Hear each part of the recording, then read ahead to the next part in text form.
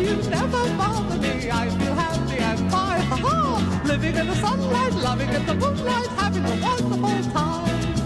Having got a lot, I don't need a lot. Coffee's only a dime. Living in the sunlight, loving in the moonlight, having a wonderful time.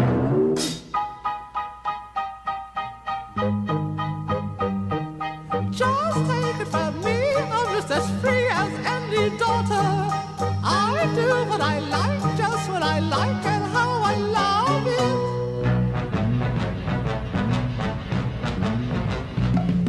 I'm right here to stay when I'm old and grey. I'll be right in my prime. Living in the sunlight, loving in the moonlight, having a wonderful time.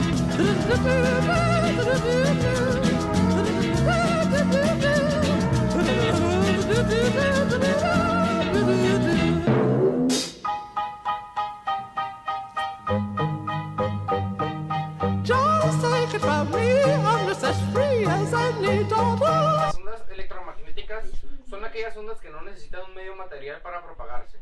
Todas se propagan en el vacío a una velocidad constante muy alta, a 300.000 kilómetros por segundo, pero no es infinita. Todos en algún momento de nuestras vidas hemos escuchado el concepto de rayos X, pero no todos sabemos realmente para lo que es o lo que son. Entonces, los rayos X, la denominación de rayos X designa a una radiación electromagnética, invisible para el ojo humano, capaz de atravesar cuerpos opacos y de imprimir las películas fotográficas, las cuales sistemas digitales permiten la obtención y visualización de la imagen radiográfica directamente en una computadora sin necesidad de imprimirla. La longitud de onda está entre 10 a 0.01 nanómetros, correspondiendo a frecuencias en el rango de 30 a 30.000 picohertz, de 50 a 5.000 veces la frecuencia de la luz visible. Los rayos X son una radiación electromagnética de la misma naturaleza que las ondas de radio, las ondas de microondas, los rayos infrarrojos, la luz visible, los rayos ultravioletas y los rayos gamma. La diferencia fundamental con los rayos gamma es su origen. Los rayos gamma son radiaciones de origen nuclear que se producen por la desexcitación de un nucleón de un nivel excitado a otro de menor energía y la desintegración de isótopos radioactivos.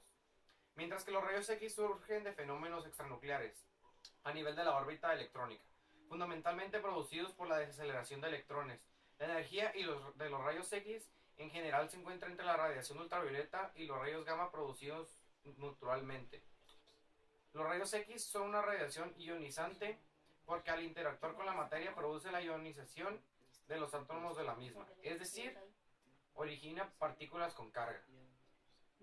A continuación yo voy a hablar de la historia de los rayos X. La historia de los rayos X comienza con los experimentos del científico británico William Crookes, que investigó en el siglo XIX los efectos de ciertos gases al aplicarles descargas de energía.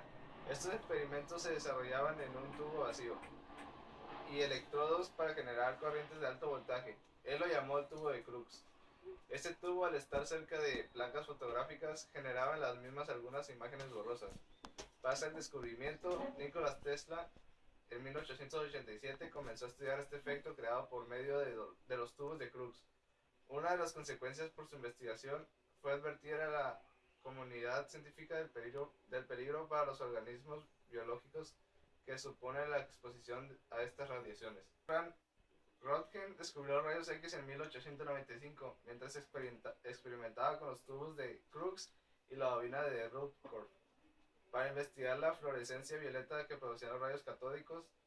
Tras cubrir el tubo con un cartón negro para eliminar la luz visible, observó un débil resplandor amarillo verdoso proveniente de una pantalla con una capa de platino cianuro de bario que desaparecía al apagar el tubo.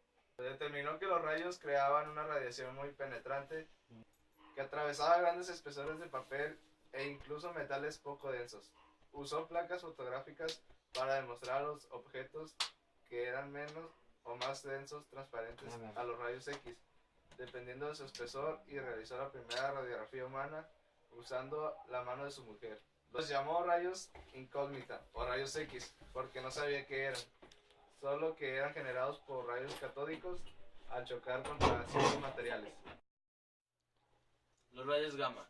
La radiación gamma es un tipo de radiación electromagnética producida generalmente por elementos radioactivos o procesos subatómicos como la aniquilación de un par de positrón-electrón.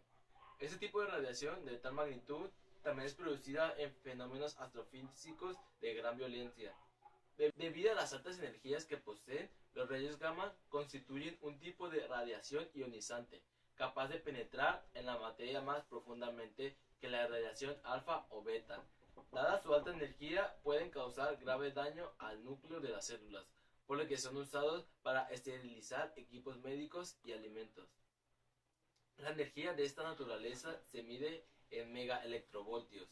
Un megaelectrovoltio corresponde a fotones gamma de longitudes de onda inferiores a 10 exponente a la menos 11 o frecuencias superiores a 10 exponente a la 19 Hz.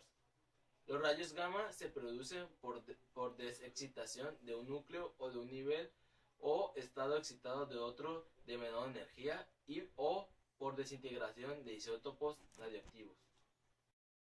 La primera fuente de rayos gamma fue descubierta históricamente por el proceso del decaimiento radioactivo llamado decaimiento gamma. En este tipo de desintegración, un núcleo excitado emite un rayo gamma casi inmediatamente después de su formación. Para protegerse de los rayos gamma se requiere una cantidad de masa. Los materiales de número atómico y densidad altos protegen mejor, y a mayor energía de los rayos y al espesor de protección debe ser superior tras tales materiales que se clasifican justo según el espesor necesario para reducir la intensidad de los rayos gamma. La mitad de espesor conocido como HBL, por ejemplo, los rayos gamma que requieren 1 centímetro de plomo para atenuar su intensidad en un 50%, también se disminuyen en igual proporción a atravesar 6 centímetros de hormigón o 9 centímetros de tierra compacta. El efecto Compton consiste en el aumento de longitud de una onda de un fotón cuando choca con un electrón libre y pierde parte de su energía. La frecuencia, la longitud de onda de la radiación dispersada depende únicamente del ángulo de dispersión. El efecto Compton fue estudiado por el físico Arthur Compton en 1923, quien pudo explicarlo utilizando la noción cuántica de la radiación electromagnética como cuantos de energía y mecánica relativa de Einstein. El efecto Compton constituyó la demostración final de la naturaleza cuántica de la luz tras los estudios de Planck sobre el cuerpo negro y la explicación de Albert Einstein del efecto fotoeléctrico. Como consecuencia de estos estudios, Compton ganó el Premio Nobel de Física en 1927.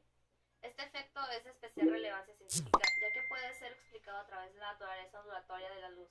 La luz debe de comportarse como partícula para poder explicar estas observaciones, por lo que adquiere un corpúsculo característico de la mecánica cuántica.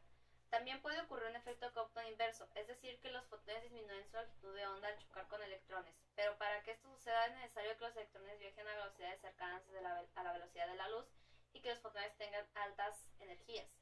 La principal diferencia entre estos dos fenómenos es que durante el efecto Compton convencional, los fotones entregan energía a los electrones y durante el inverso sucede lo contrario. Este efecto puede ser una de las explicaciones de la emisión de los rayos X en supernovas, cuarzas o objetos astrofísicos de alta energía.